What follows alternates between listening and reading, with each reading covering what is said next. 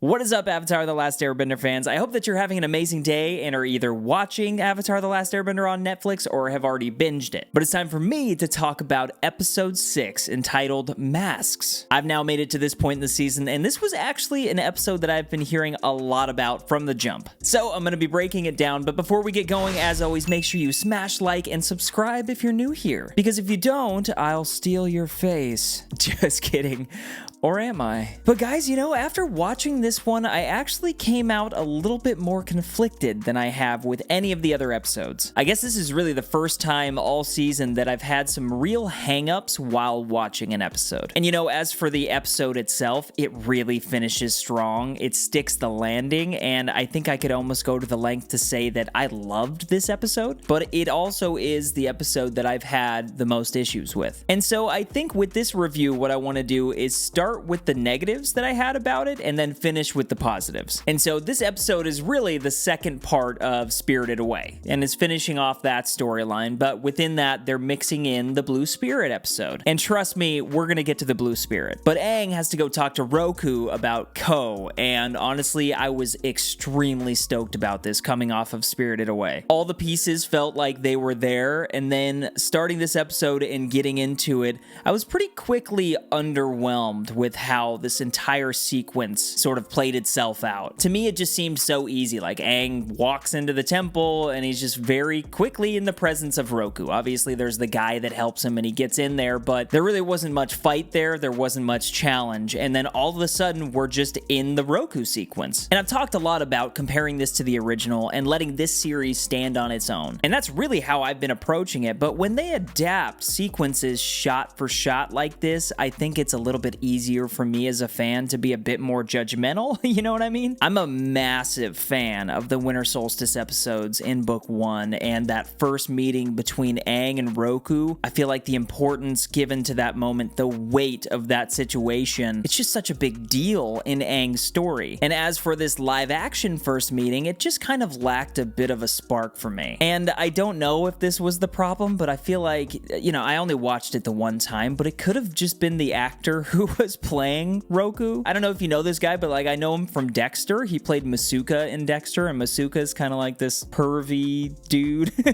And so I honestly had forgotten that he was playing Roku. So when he showed up, I was like, oh dang, it's Masuka. And so in the future, I'm sure I can look past that bit, but there also was just an element of him not really capturing the essence of what makes Roku so great. He was kind of like joking around and being cheesy, whereas Roku in the original is just very almost like holy feeling in a way. I don't know if all of this is making sense, but maybe a better way of explaining it would be, I like Michael Gambon as Dumbledore in the Harry Potter series. He carries a bulk of the series. He plays Dumbledore for an extended period of time. But Richard Harris was perfect. And no matter what Gambon did for the rest of the movies, it was never Richard Harris. That was what Dumbledore was to me. And I know this is animation versus live action, but the character of Roku, like I said, carries a lot of weight. So being attached to the original series in this case was to my detriment. It just didn't feel right. And that's honestly why I'm kind of eager to rewatch this episode, or at least rewatch this sequence, because maybe I'll find something new that I enjoy, or maybe I'll get a little bit more out of it the second time when I don't have all of these kind of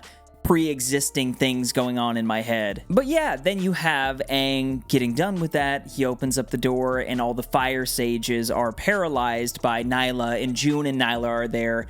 And it's very much like the other episodes. We're mixing in a lot of elements. This is just one case where it didn't really feel right to me. I really think, just looking back at when I watched it, this is purely just a case of me not being able to separate myself from the original to this live action, like not being able to split those two. And that's just a me problem.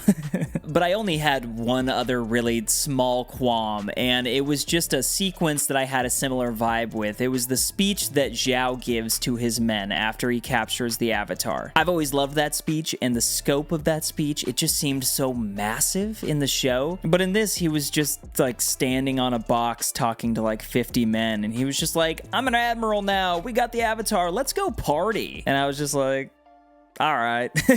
But this episode really picks up after that moment. I really didn't have pretty much any issues after that, because then we get into all the Blue Spirit stuff, but none of that could honestly take away my excitement that I had just straight from the beginning when we see Zuko getting ready for his first war room meeting, and you realize, oh wait, like, this is it.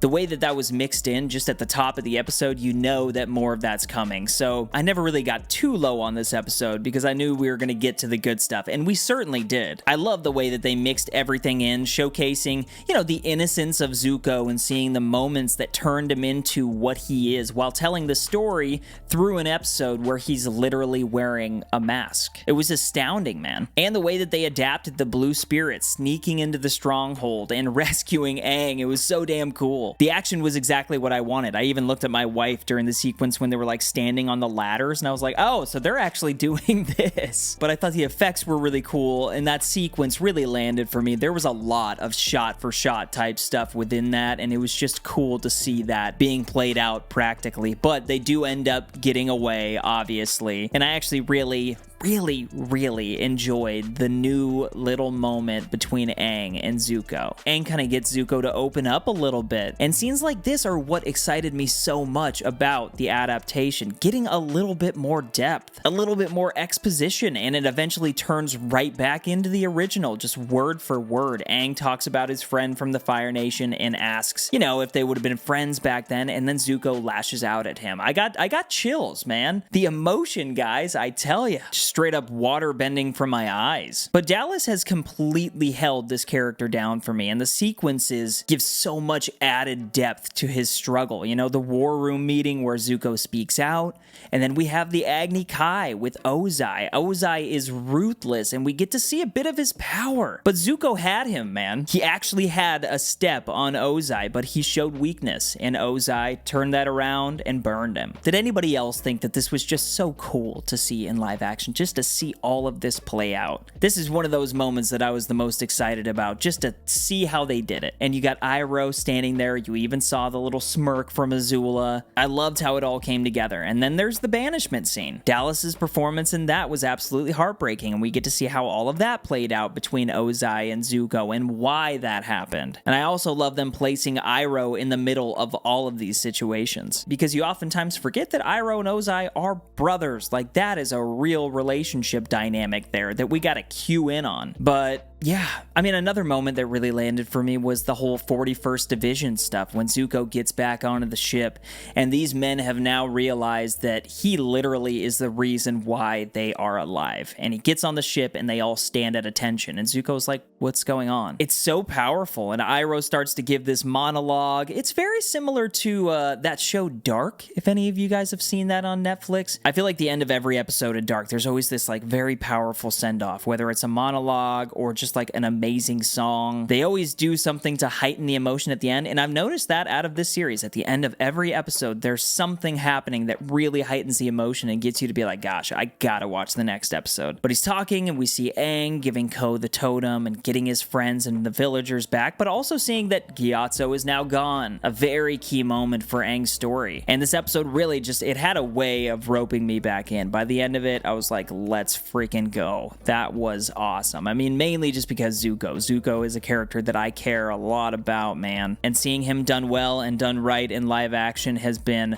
one of the best parts about this entire process and this entire experience. But we can't forget about Aang in this episode. I think Gordon, in a couple of those scenes between him and Zuko, he was doing phenomenal. That kid was made to play Aang, and it's really starting to show as we get farther and farther into this season. So yeah, guys, that was Masks. Really good episode. I'm very curious to know your guys' thoughts about it. Is there anything that I might have missed, or is there anything that you agree with me on or disagree with me on? Please let me know all of that down in the comments below. I always love reading your guys' comments and just engaging with this ATLA community. But make sure you smash like if you haven't already. Subscribe if you're new here. Please reach out to me on X. I'm at Jones Vibes Only, and don't forget to keep up the good vibes, guys. But that was episode 6, and now on to episode 7 and the finale.